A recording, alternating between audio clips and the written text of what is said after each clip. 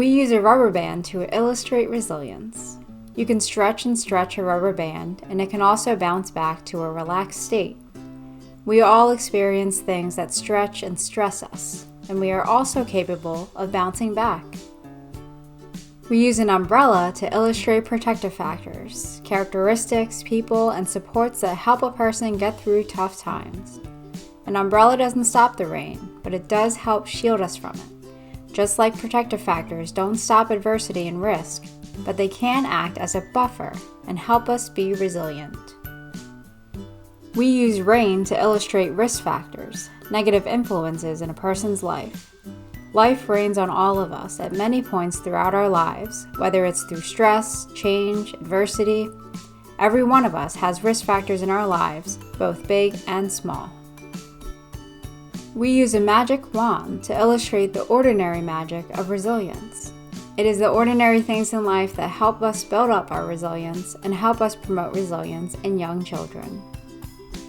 We use cups as a metaphor for young children who need support from all the adults in their lives to build resilience and to develop both socially and emotionally.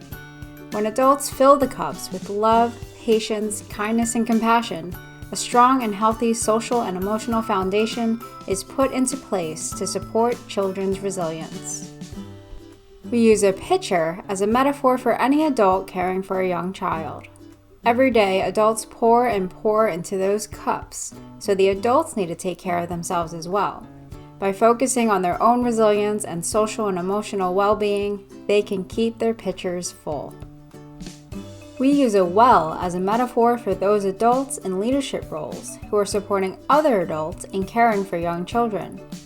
The adults need help keeping their pitchers full, so the wells must do what they can to both support their own resilience and that of their fellow caregivers. We use a scale to illustrate how both risk factors and protective factors influence our resilience. Picture risk factors on one side of the scale and protective factors on the other. If you have too many risk factors, the scale will tip toward a negative outcome, creating a more vulnerable individual. If you have more protective factors, the scale will tip toward a positive outcome, creating a more resilient individual. Since we all have risk factors in our lives, the goal is to outweigh them with our protective factors. We use a backpack or suitcase to illustrate what every child has with them as soon as they are born. It is up to the adult in a child's life to help pack that backpack or suitcase with what the child needs for a happy and successful life. Things like love, support, fun, curiosity, empathy, and courage.